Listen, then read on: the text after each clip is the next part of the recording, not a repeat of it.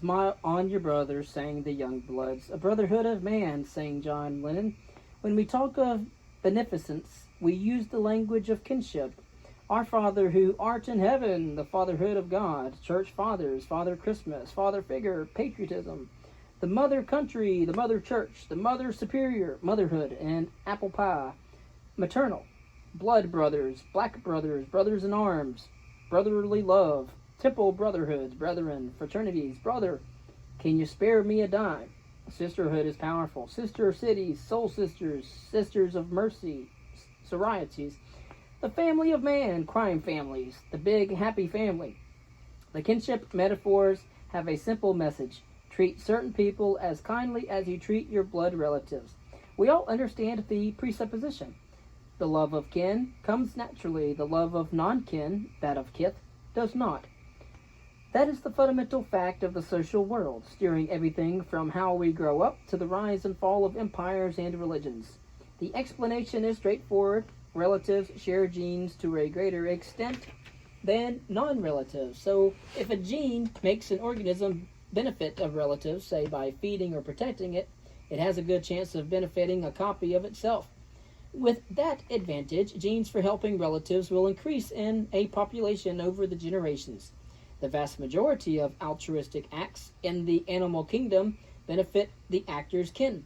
The most extreme examples of kin-directed altruism are found among social insects like ants and bees, in which the workers give their all to the colony.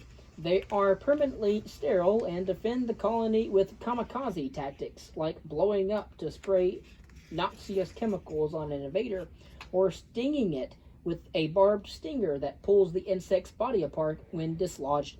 Such dedication comes largely from an unusual genetic system which makes them more closely related to their sisters than they would be to their offspring. By defending the colony, they help their mothers make sisters instead of making offspring of their own. Genes cannot call to one another or pull the strings of behavior directly. In humans, kin altruism and benefiting one's genes are shorthand for two collections of psychological machinery, one that is cognitive and one that is emotional. Humans are equipped with a desire and an ability to learn their family tree.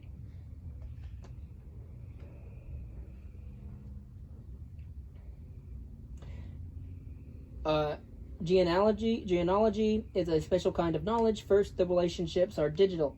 You are either someone's mother or you are not.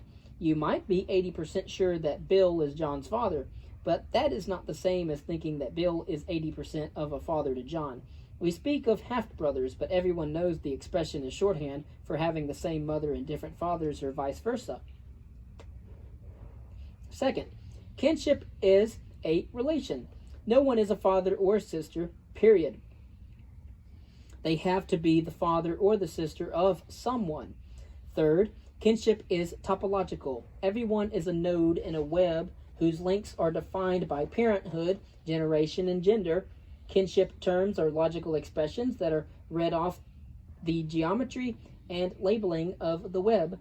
A parallel cousin, for example, is one's father's brother's child or one's mother's sister's child. Fourth, kinship is self-contained. Age, place of birth, acquaintanceship, status and occupation, zodiac sign, and all the other categories in which we place people lie in a different plane from the categories of kinship and need not be consulted when we calculate kinship. Homo sapiens is obsessed with kinship.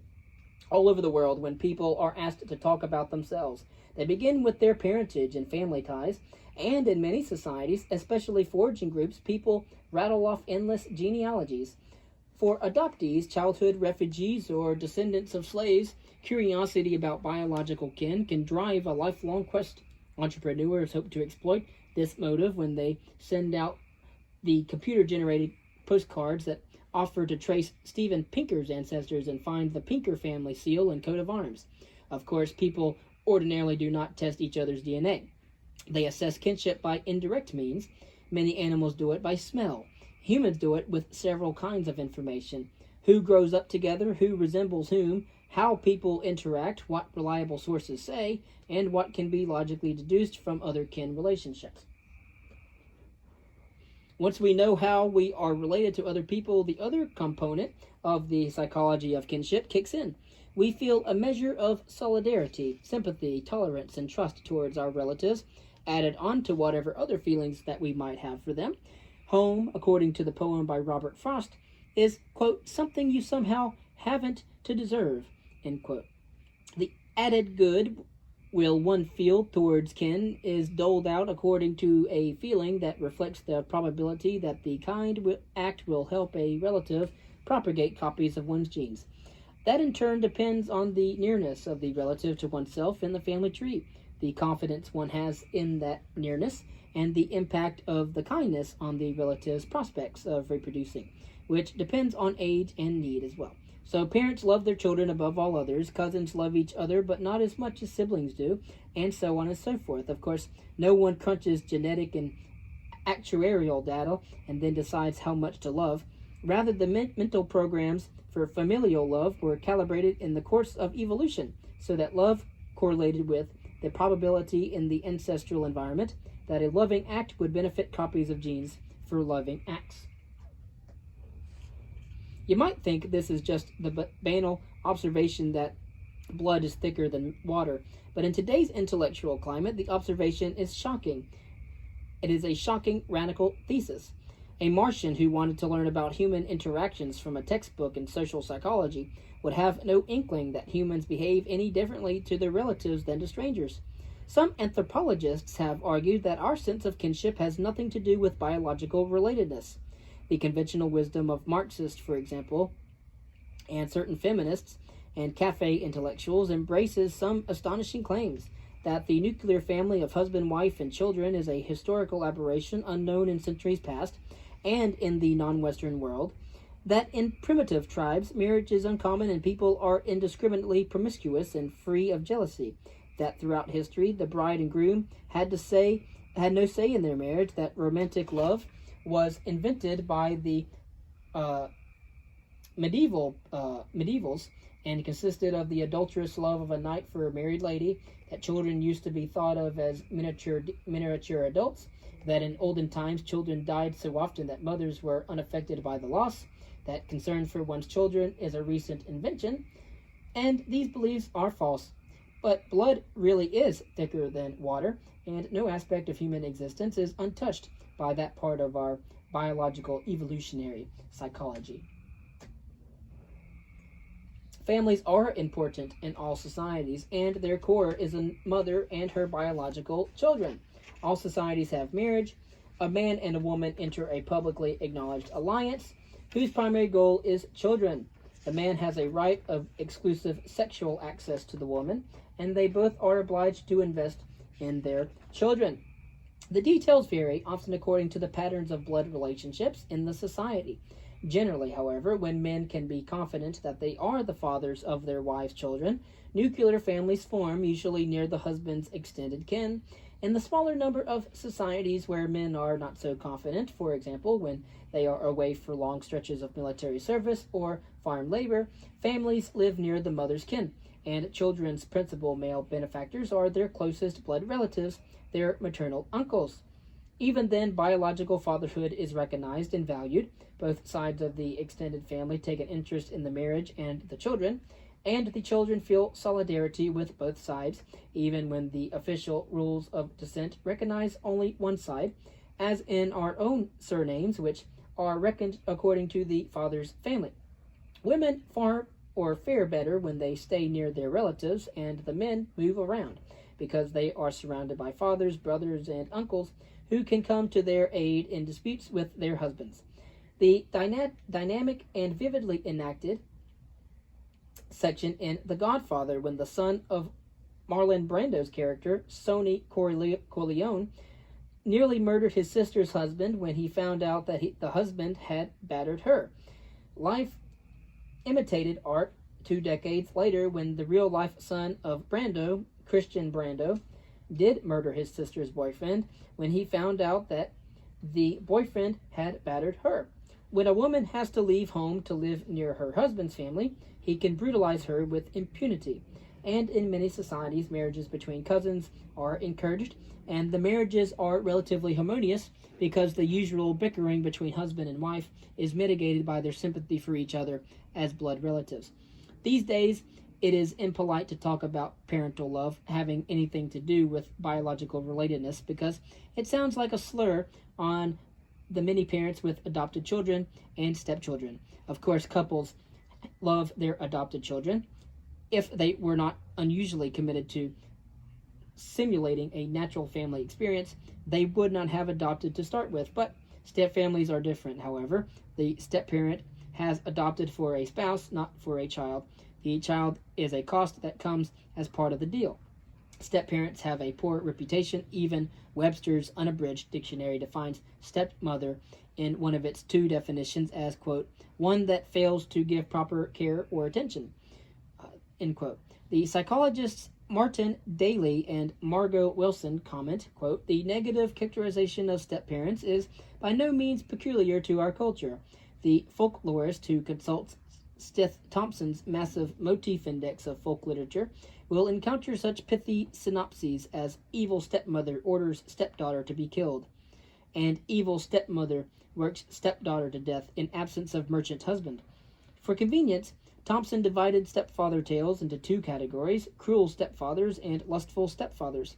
From Eskimos to Indonesians, through dozens of tales from Irish people or Indian people, the step-parent is a villain in every piece.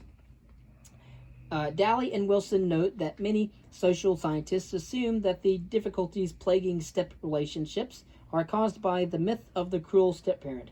But why, they ask, should step-parents in so many cultures be targets of the same slander? Their own explanation is more direct. End quote. Quote, the ubiquity of Cinderella stories is surely a reflection of certain basic recurring tensions in human society. Women must often have been forsaken with dependent children throughout human history, and both fathers and mothers were often prematurely widowed. If the survivor wished to forge a new marital career, then the fate of the children became problematic. For example, among the Tikopia and the Yanomamo, the husband demands the death of his new wife's prior children. Other solutions have included leaving the children with post-menopausal matrilineal relatives, and the custom by which a widow and her children are inherited by the dead man's brother or other near relative. In the absence of such arrangements, children were obliged to tag along as stepchildren under the care of non-relatives with no particular benevolent interest in their welfare. They surely had genuine cause for alarm. End quote. In one study of emotionally healthy middle-class families in the United States, only half of the stepfathers and a quarter of the stepmothers claimed to have parental feeling toward their stepchildren, and fewer still claimed to love them. The enormous pop psychology literature on reconstituted families is dominated by one theme: coping with antagonisms. Many professionals now advise warring families to give up the ideal of duplicating a biological family. Daly and Wilson found that step-parenthood is the strongest risk factor for child abuse ever identified. In the case of the worst abuse, homicide, a step-parent is 40 to 100 times more likely than a biological parent to kill a young child, even when confounding factors such as poverty, the mother's age, the traits of the people who tend to remarry are taken into account. Step-parents are surely no more cruel than anyone else. Parenthood is unique among human relationships in its one-sidedness. Parents give, children take. For obvious evolutionary reasons, people are wired to want to make these sacrifices for their own children, but not for anyone else. Worse, as we shall understand later, children are wired to demand these sacrifices of the adults charged with their care, and that can make them downright annoying to most other people than their parents and close kin. The writer Nancy Mitford said, quote, I love children, especially when they cry, for then someone takes them away, end quote. But if you are married to the children's parent, no one ever takes them away. The indifference, even antagonism of step-parents to step-children is simply the standard reaction of a human to another human. It is the endless patience and generosity of a biological parent that is special. This point should not diminish our appreciation of the many benevolent step-parents, however. If anything, it should enhance it, for they are especially kind and self-sacrificing people.